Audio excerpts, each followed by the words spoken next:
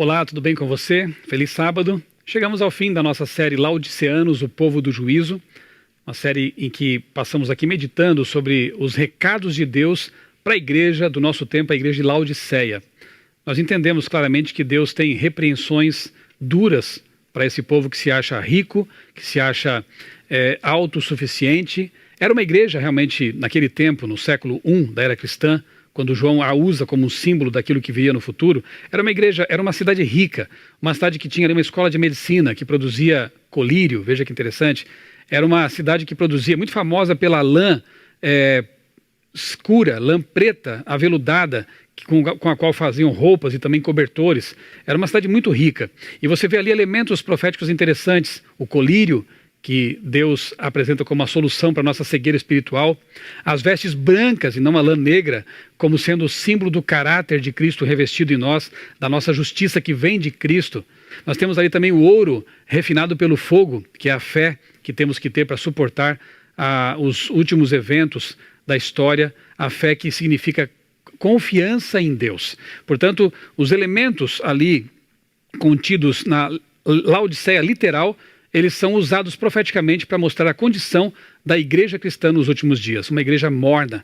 As águas que banhavam, que vinham ali até Laodiceia, percorriam 9 quilômetros de Herápolis até ali. Eram águas termais, saíam de lá quente, mas chegavam mornas ali na cidade de Laodiceia. Eram águas salobras, portanto, causavam realmente náusea naqueles que tentassem bebê-las. Tudo isso representa realmente a condição espiritual da igreja nesses tempos. A Bíblia diz que Deus está a ponto de vomitar da boca dele essa igreja, essas pessoas, esse cristianismo formalista, sem o poder do Espírito. Mas que bom que ele ainda não vomitou, ele está a ponto de. Que bom que também ali nós encontramos da parte de Deus um conselho. Eu te aconselho a comprar de mim esses itens, esses remédios que podem mudar a sua vida. Que bom que ali também encontramos o desejo de Deus de entrar em nossa casa, em nossa vida e ali permanecer. Eis que estou à porta e bato. Se alguém ouvir a minha voz e abrir a porta, eu entrarei e jantarei com essa pessoa. Veja, Deus quer ter uma relação de amizade com você. Deus quer ter uma relação transformadora em sua vida. Você faz parte de Laodiceia, mas não precisa ter as características de Laodiceia. Você pode atender ao convite de Jesus. Nesta manhã, nós vamos falar de escolhas. Porque o que nos resta fazer depois de aprender tantas coisas ao longo dessa semana é fazer a nossa escolha, tomar a nossa decisão. E eu quero começar contando uma história para você. A história de um jovem que na época tinha 27 anos, Aaron Ralston. No dia 3 de maio de 2003, ele estava lá explorando sozinho um parque deserto em Utah, nos Estados Unidos. Aaron estava ali nessa região desértica, montanhosa, havia deixado o carro bem longe, pegou a bicicleta, avançou um bom trecho por ali e começou a explorar aquelas ravinas, aquelas fendas nas rochas. Infelizmente, ele acabou escorregando quando descia lá um cânion e teve a mão esmagada, prensada contra a parede por uma pedra e ficou preso lá durante 5 dias, esgotando talvez todas as possibilidades de salvamento, porque ninguém sabia onde ele estava, não tinha avisado para onde ia, não tinha meio de comunicação. A noite quase congelava no clima desértico, de dia o calor e o braço preso ali. O que fazer? Aaron estava ali sem comida, estava com a água já se esgotando, ele teve que usar inclusive urina para não se desidratar de todo e esgotou realmente todas as possibilidades de libertação, menos uma. Ele carregava nos seus utensílios um canivete. Você consegue imaginar o que ele fez? Sim, exatamente isso. A única forma de se libertar daquela prisão que levaria à morte era cortar o próprio braço. Você faria isso? Ele então usa aquele canivete que já estava quase sem corte, porque ele tinha tentado quebrar a pedra com o canivete. E ele então corta a pele, músculos, sua carne, e depois tem que quebrar os ossos, fazendo ali uma força razoável, para assim conseguir fazer ainda rapel, subindo aquele cânion e buscando um resgate. Graças a Deus havia uma família caminhando ali por perto, e o resgatou, porque poderia ter morrido mesmo assim. Ele conseguiu conter a hemorragia com alguns panos e então foi resgatado. Que aventura perigosa. Aí está o verdadeiro Aaron Ralston, que escolheu viver, mas teve que fazer uma escolha drástica, perder parte do corpo para prosseguir com vida. Eu quero agora ir para a Bíblia com você, 1 Samuel capítulo 10, versos 1 a 10, e vamos ver uma pessoa que começou escolhendo coisas boas para a sua vida, mas que infelizmente não continuou desse jeito. O rei Saul.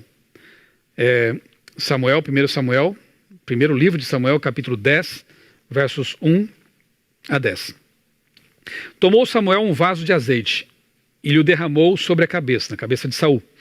E o beijou e disse: Não te ungiu, porventura, o Senhor por príncipe sobre a sua herança, o povo de Israel? Quando te apartares hoje de mim, acharás 2 homens junto ao sepulcro de Raquel, no território de Benjamim, em Zelza, os quais te dirão: Acharam-se as jumentas que foste procurar, e eis que teu pai já não pensa no caso delas, e se aflige por causa de vós, dizendo: Que farei eu para o meu filho? Quando dali passares adiante e chegares ao carvalho de Talbô, ali te encontrarão 3 homens, que vão subindo a Deus a Betel, um levando 3 cabritos, outro 3 bolos de pão e o outro um odre de vinho. Eles te saudarão e te darão 2 pães, que receberás da sua mão. Então seguirás a Gibeá Elohim, onde está a guarnição dos filisteus. E há de ser que, entrando na cidade, encontrarás um grupo de profetas que descem do alto, precedidos de saltérios e tambores e flautas e harpas, e eles estarão profetizando. O Espírito do Senhor se apossará de ti, e profetizarás com eles, e tu serás mudado em outro homem. Quando estes sinais te sucederem, faze o que a ocasião te pedir, porque Deus é contigo. Tu, porém, descerás adiante de mim, a Gilgal, e eis que eu descerei a ti para sacrificar o holocausto e para apresentar ofertas pacíficas. 7 dias esperarás até que eu venha ter contigo e te declare o que hás de fazer. Sucedeu, pois, que, virando-se ele para despedir-se de Samuel, Deus lhe mudou o coração. E todos esses sinais se deram naquele mesmo dia. Chegando eles a Gibeá, eis que um grupo de profetas lhe saiu ao encontro, o Espírito de Deus se apossou de Saul e ele profetizou no meio deles. Que lindo relato de um ótimo começo para o primeiro rei de Israel. Aqui é dito que ele inclusive profetizou com um grupo de profetas. Aqui é dito que quando o Espírito Santo se apossou dele, ele foi transformado em outro homem. E na verdade é exatamente isso que acontece quando o Espírito Santo toma posse da vida de alguém. Essa pessoa acaba sendo transformada, o coração muda. Há aquele processo chamado de conversão. Saul começou muito bem. Infelizmente, a biografia dele não para aqui. Se parasse aqui, seria um sucesso. Mas ela avançou, ela continuou. E esse rei, por causa do poder, por causa da inveja, acabou se exaltando, e o orgulho sempre é um problema muito grave. Na verdade, por causa disso, começou o grande conflito no céu. Orgulho, arrogância, autossuficiência. Saul começa a se afastar de Deus. E numa situação bastante probante, em vez de buscar a Deus, porque Deus não mais respondia, Deus não mais enviava profetas porque ele se afastou disso, não quis mais saber disso, não quis mais saber da revelação de Deus. Então Saul comete o absurdo de buscar uma feiticeira numa caverna lá em Endor. E ali nós vemos então essa feiticeira trazer o que ele acabou pensando que era o espírito de Samuel, que já estava morto nessa ocasião. Na verdade era um demônio que ainda brincou com o rei dizendo: você vai morrer. Não adianta você buscar solução por aqui, porque você vai morrer. E então um profeta, um rei que começou profetizando, um rei que começou convertido, acabou se entregando à idolatria, acabou se entregando à busca de algo que Deus havia repudiado, a necromancia, a consulta aos mortos. Obviamente que esse aqui não era Samuel, porque Deus havia condenado esse tipo de prática e deixado bem claro na Bíblia que os mortos não voltam. Os mortos permanecem inconscientes até a ressurreição, quer seja para a vida eterna ou para a morte eterna. Isso é o ensinamento bíblico. Portanto, Saul consultou um demônio. Que triste. Essa história mostra que aquela máxima que diz uma vez salvo, salvo para sempre, é falsa. Na verdade, nós temos que permanecer numa relação de dependência de Deus até o fim. Nós precisamos manter nossa salvação. Aliás, o Apocalipse diz: cuide para que ninguém tome a sua coroa. Ou seja, a salvação não é uma garantia por tempo integral até a volta de Jesus. Nós temos que manter esse tesouro com a gente. Nós precisamos manter uma relação de salvação diária.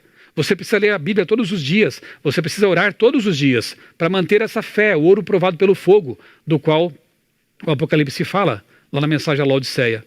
Você percebe? Você precisa do colírio celestial para enxergar a sua condição espiritual e mudar pelo poder de Deus aquilo que tem que ser mudado. Uma vez salvo, só permanecerá salvo se continuar agarrado a Jesus. Infelizmente, Saul não fez isso. E o que aconteceu? A consequência da má escolha dele. No campo de batalha, isso está lá em 1 Samuel 31, 1 a 4, no campo de batalha, o rei acaba, para não ser levado, né, pelos inimigos, ele se suicida, se lança sobre a sua espada. Uma pessoa que começou profetizando, uma pessoa que começou com o coração transformado, convertido, acaba se suicidando depois de consultar espíritos malignos. Que triste isso, não é? Infelizmente, o rei fez uma péssima escolha. Começou bem e terminou de forma muito triste, muito ruim. Eu quero agora avançar para o Novo Testamento, não vou ler o texto para não tomar muito tempo aqui, mas lá em Atos capítulo 26, você encontra a história de um outro rei, que também fez uma escolha muito ruim. O rei Agripa tinha algum conhecimento da cultura judaica, tinha algum conhecimento das leis judaicas, e quando soube que o apóstolo Paulo estava preso ali na cidade, ele quis conversar com Paulo. E ele então se apresenta ali,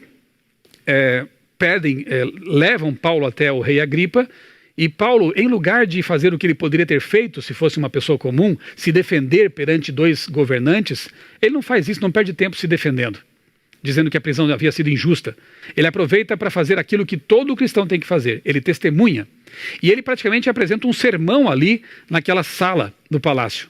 Ele conta da sua conversão, de quando Deus, Cristo, apareceu pessoalmente para ele.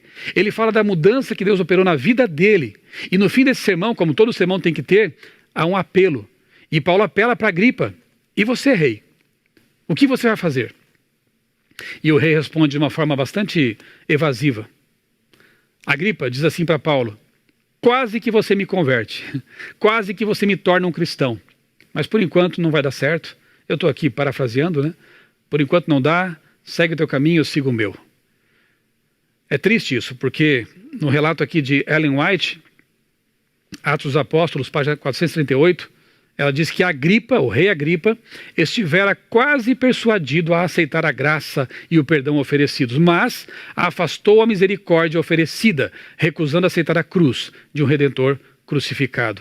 Agripa quase foi salvo, mas fez a péssima escolha de adiar a decisão. E eu quero nesse momento apelar para você que está adiando, quem sabe, o seu batismo, adiando a sua entrega a Deus para ser totalmente fiel. Não adie, não deixe para amanhã. O amanhã não nos pertence. O passado já passou, esqueça. Aquilo que você fez ou deixou de fazer, esqueça. Deus perdoou se você pediu perdão. O presente é seu, o futuro não lhe pertence. Então esse é o momento de fazer a sua escolha. Esse é o momento de pedir a Deus: Senhor, muda a minha vida. Eu quero fazer parte desse povo que guarda os teus mandamentos e tenha fé em Jesus. Eu quero fazer parte desse remanescente. Por favor, em nome de Jesus, não deixe para amanhã. O rei Agripa deixou para amanhã e o amanhã nunca chegou. O rei Agripa achou que podia ser dono do coração dele e dizer assim: agora eu vou me converter. Hoje, quando acontecer tal evento, quando sair o decreto dominical ou coisa parecida, nesse momento eu vou me converter. Você não pode mandar em sua mente e seu coração desse jeito. A conversão é uma experiência de entrega, de escolhas. Não adie. Tome a decisão hoje, agora, neste momento. Convide Jesus a entrar em sua casa. Abra a porta para ele. Não diga não para Jesus. Tá bem? O perigo do quase, né? Você percebeu? Quase salvo, porém perdido. Uma história aqui para ilustrar o perigo do quase. 16 de julho de 1969. 3 astronautas americanos estavam rumando para a Lua, para fazer ali o primeiro desembarque de seres humanos no nosso satélite natural. Acontece que lá em Houston, na base de controle, né, de operações da NASA, havia uma pessoa responsável por abortar a missão caso houvesse algum problema que colocasse em risco a vida daqueles 3 norte-americanos. E de fato, por uma falha de comunicação com o satélite, naquele tempo realmente não eram tão seguros quanto hoje, né? A viagem foi realmente uma epopeia, né? Grandemente arriscada, mas eles conseguiram. Bem, por uma falha com o satélite, as comunicações com a nave foram interrompidas. E agora? Aquele homem que tinha a missão de abortar a viagem e trazê-los de volta ficou em dúvida. E agora o que eu faço? Se há um problema real na nave e eu não aborto a missão, eu poderei ser tido como um assassino? Alguém que não salvou os 3. Por outro lado, se é apenas um erro, algum problema técnico de resolução fácil, eu poderei passar para a história como aquele que amarelou, aquele que impediu que os Estados Unidos, né, conquistassem realmente a Lua e vencessem os russos na corrida espacial. O que fazer? Ele deve ter suado frio nesse momento, mas resolveu não apertar o botão. Depois as comunicações foram restabelecidas e por causa desse quase aborto da missão, mas não aconteceu, você então tem essas fotos, você sabe desse evento e você conhece esse homem, Neil Armstrong, por ter sido o primeiro homem a pisar na Lua. Se aquele senhor tivesse apertado o botão lá na sala de comando, não saberíamos nem quem eram essas pessoas praticamente. Ia ser uma missão fracassada. Quase não deu certo, mas deu. Um outro quase tem a ver com a minha vida. Essa é a Igreja Central de Florianópolis, capital de Santa Catarina. Eu, quando estudei lá na Federal de Santa Catarina, frequentava essa igreja aos sábados, aos domingos, enfim, ia aos cultos nessa igreja. Aliás, eu quero dizer aos universitários que para você vencer na vida acadêmica, você precisa de mais do que conhecimento dos seus livros e apostilas. Você precisa de conhecimento da palavra de Deus e frequentar uma igreja. Você precisa de estar em comunidade com pessoas que têm a mesma fé e a mesma esperança. Do contrário, aquelas ideologias que são muito comuns aí nas universidades seculares vão acabar abafando a sua fé, vão competir com a sua espiritualidade e você poderá ser derrotado. Eu sei do que estou falando porque eu passei por uma universidade federal. Eu não abria mão dos cultos. Eu ia à igreja porque eu entendia que lá eu encontrava realmente poder para continuar vencendo num mundo tão hostil. Essa era a igreja que eu frequentava. Era uma quarta-feira do ano de 1994. E naquela noite eu quase não fui à igreja porque eu tinha um trabalho para entregar no dia seguinte, lá no meu curso de jornalismo. Eu pensei, não, sábado eu vou à igreja, então eu vou ficar em casa hoje para fazer o meu trabalho. Meus amigos que moravam comigo naquela república eram adventistas. E eles disseram assim, você não vai ficar em casa não, você vai para a igreja com a gente. Depois você faz o trabalho, vira à noite fazendo trabalho. Eu pensei bem e concluí que era verdade. Buscar em primeiro lugar o reino de Deus e a sua justiça. E as demais coisas serão acrescentadas. Então naquela quarta-feira, me arrumei e com os meus amigos fui à igreja. Eu tinha que tomar um ônibus, até chegar lá, o ônibus atrasou um pouco, quando chegamos o culto já havia começado, e eu percebi que havia uma moça sentada no lado esquerdo assim da igreja, mais para frente, com lindos cabelos loiros, por cima do banco, e por alguma força misteriosa eu me senti motivado a sentar bem atrás daquela moça. Eu percebi que ela era visitante naquela igreja, porque eu não a conhecia dali.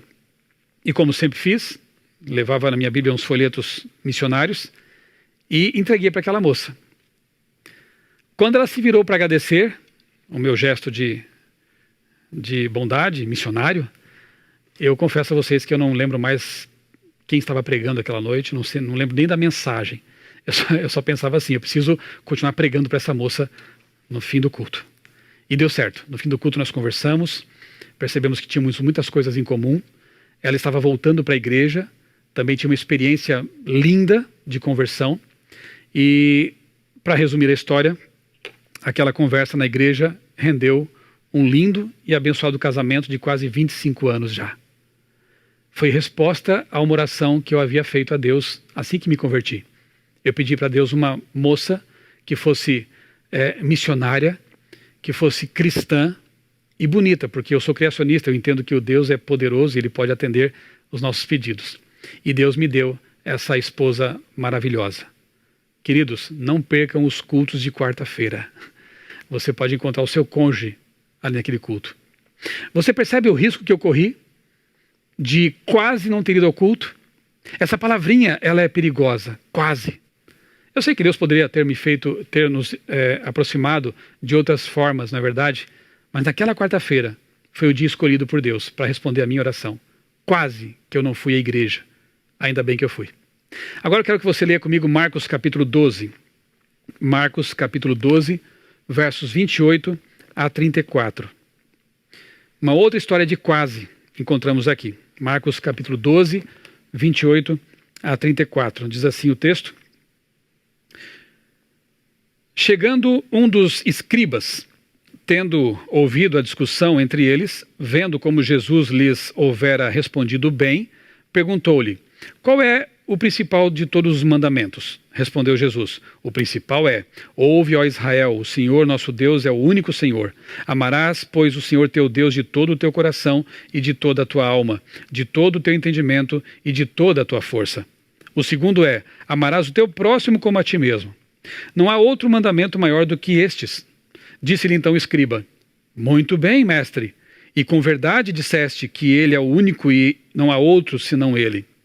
E que amar a Deus de todo o coração e de todo o entendimento e de toda a força e amar ao próximo como a si mesmo excede a todos os holocaustos e sacrifícios. Vendo Jesus que ele havia respondido sabiamente, declarou-lhe, disse-lhe: não estás longe do reino de Deus.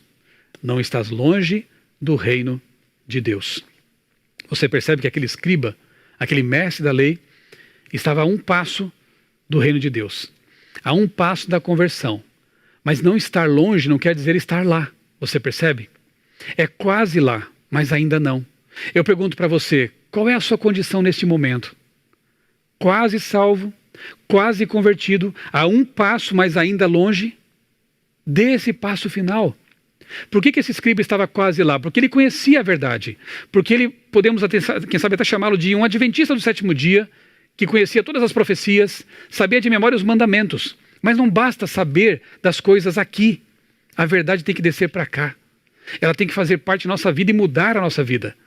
Esse escriba conhecia o caminho da verdade, conhecia o caminho da salvação, mas ainda não tinha dado o passo definitivo para a salvação. E você? Quantos passos falta dar para realmente se entregar totalmente a Jesus e convidá-lo a entrar em sua vida? Quantos passos falta você dar até aquela porta, cuja maçaneta fica pelo lado de fora, abrir e dizer: Senhor Jesus, pode entrar e vive comigo na minha casa, na minha mente, na minha vida. Quase que aquele escriba estava salvo, porém não estava. Faltava um passo. Outra história que nos ajuda a entender um pouco talvez essa questão do quase. Vamos voltar no tempo de novo. 14 de abril de 1912. Das 1.528 pessoas que foram parar nas águas geladas do Atlântico, quando do naufrágio do Titanic, o insubmergível que submergiu, apenas 6 pessoas foram resgatadas com vida. Uma dessas pessoas foi salva 2 vezes naquela noite terrível. E para falar dela, eu preciso contar um pouquinho a história de John Harper, um pastor, e sua filhinha de 9 anos. O pastor Harper estava a bordo do Titanic porque iria fazer uma série de pregações nos Estados Unidos. Inglaterra, Estados Unidos. Nunca aconteceu essa série, obviamente. Ele foi um pastor até o fim, porque, veja, ele colocou a filhinha de 9 anos no bote, garantiu a salvação dela, e foi ouvido gritando pelo convés do navio: deixem as mulheres e as crianças e os descrentes embarcarem nos botes salva-vidas. Não é comum esse tipo de grito, né? Geralmente num naufrágio se diz mulheres e crianças primeiro. Mas ele dizia também: os descrentes também devem ir. Por quê? Porque os salvos estão salvos. Aqueles que não tinham Deus na vida, não tinham Jesus na vida, precisavam de uma chance de salvação. O John Harper, inclusive, o pastor John Harper, inclusive, entregou o seu colete salva-vidas para um outro homem.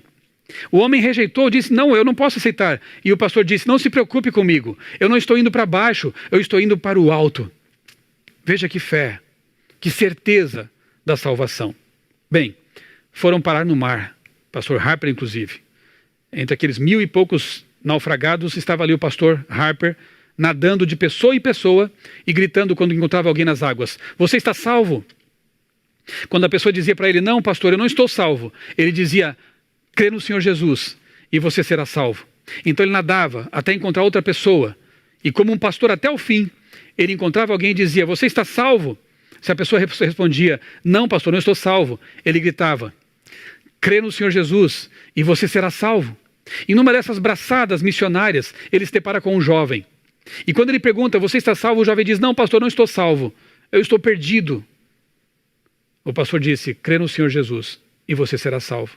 As ondas os afastaram e, por um milagre, algum tempo depois ele volta a encontrar aquele jovem. E ele então olha nos olhos dele e diz, com as suas últimas forças, porque já estava exausto e congelando, você está salvo? O jovem disse, não, pastor, eu estou perdido. Creia no Senhor Jesus e você será salvo. O pastor Harper afundou naquelas águas geladas e nunca mais foi visto. Como você acha que essa história ficou conhecida? Porque aquele jovem aceitou o apelo. Aquele jovem se converteu. Foi resgatado, foi uma das 6 pessoas resgatadas daquelas águas geladas. Entregou a vida a Jesus e honrou o apelo feito, o último apelo feito pelo pastor John Harper.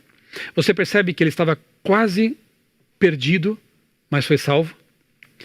A pergunta que eu quero fazer para você, no fim dessa nossa série de sermões e palestras, é: qual a sua condição hoje? Quase salvo? Quase perdido? E o que está prendendo você a uma vida de pecado ou mantendo você longe de Deus? Lembre de que Jesus disse em Marcos capítulo 9, se a tua mão te faz tropeçar, corta, pois é melhor entrares na vida maneta do que tendo as 2 mãos ires para o inferno. Se o teu pé te faz tropeçar, corta-o. É melhor entrares na vida aleijado do que tendo os 2 pés seres lançado no inferno. E se um de teus olhos te faz pecar ou tropeçar, arranca-o. É melhor entrares no reino de Deus com um só dos teus olhos do que tendo 2 olhos seres lançado no inferno. Claro que isso aqui é uma hipérbole. Ninguém vai entrar no céu sem braço, sem perna ou sem olho, né? Nós chegaremos perfeitos lá. Mas você entendeu o recado. Se alguma coisa te faz pecar, tropeçar, se afastar de Deus, pelo poder dele, arranque isso da sua vida. No caso do nosso amigo Aaron Halston, ele escolheu viver e para isso abriu mão do próprio braço. Talvez você não precise fazer isso para viver, mas há alguma coisa em sua vida que precisa ser arrancada também? Algum pecado acariciado que você não consegue entregar para Deus porque gosta muito dele? Entregue agora. Arranque isso da sua vida. A mensagem de Deus para a Laodiceia é justamente essa. Seja um vencedor pelo sangue de Cristo. Abandone o pecado e deixe que Jesus more na sua casa, na sua vida, na sua mente. Porque onde Jesus está, ali não há espaço para o pecado. Onde Jesus, que é puro, está, ali não há espaço para a impureza. Onde Jesus, que é o Salvador, está, ali não há espaço para a perdição. As águas desse mundo são geladas, escuras, terríveis. Mas Jesus, ele oferece o seu colo e diz, venham a mim, todos vocês que estão cansados e sobrecarregados, e eu os aliviarei. Esse povo renovado vai cumprir a missão de Deus. Esse povo renovado que fez a escolha pela salvação vai proclamar a mensagem de Deus. E a esse povo ele diz essas palavras. Eu abri essa série de palestras e sermões com essas palavras e vou encerrá-la também com essas palavras. De Apocalipse capítulo 3, versos 14 a 20. Agora eu quero que você faça o seguinte ao ler comigo esse texto. Não pense num povo, não pense numa cidade, não pense numa profecia, pense em você. Agora é o convite de Deus para você, um momento decisivo em que você precisa ouvir o conselho da testemunha fiel, que é Jesus Cristo, aceitar os remédios que ele oferece e mudar de vida. Apocalipse 3, 14 a 22. Ao anjo da igreja em Laodiceia escreve: estas coisas diz o Amém, a testemunha fiel e verdadeira, o princípio da criação de Deus. Conheço as tuas obras, que nem és frio nem quente. Quem dera fosses frio ou quente. Assim, porque és morno, e nem és quente nem frio, estou a ponto de vomitar-te da minha boca. Pois dizes, estou rico e abastado, e não preciso de coisa alguma, e nem sabes que és infeliz, sim, miserável, pobre, cego e nu. Aconselho-te que de mim compres ouro refinado pelo fogo, fé, para te enriqueceres, a fé que nos enriquece. Vestiduras brancas para te vestires, a fim de que não seja manifestada a vergonha da tua nudez, a roupa do caráter de Cristo, da justiça de Cristo que nos reveste. E também que compres colírio para ungires teus olhos, a fim de que vejas a tua condição espiritual diante de Deus, a tua situação neste momento, para ser transformado, para ver com clareza por meio desse colírio de Deus. Eu repreendo e castigo, disciplino a quantos amo. Sê, pois, zeloso. Na nova tradução do linguagem de hoje diz, leve as coisas a sério. seja zeloso e arrependa-se. Eis que estou à porta e bato. Se alguém ouvir a minha voz e abrir a porta, entrarei em sua casa e cearei com ele e ele comigo.